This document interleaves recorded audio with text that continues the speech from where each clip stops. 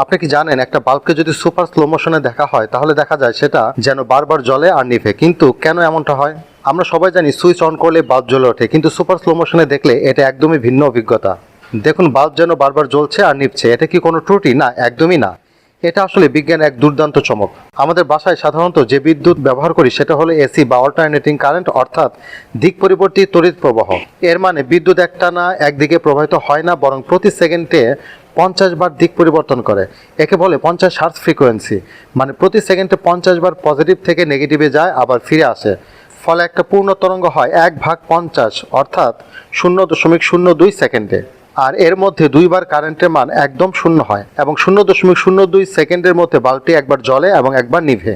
যখন কারেন্ট শূন্য হয় তখন বাল্বটিতে মুহূর্তের জন্য আলো কমে যায়, কিন্তু আমাদের চোখ এত দ্রুত পরিবর্তন ধরতে পারে না, তাই আমরা ভাবি বাল্বটি একটানা জ্বলছে।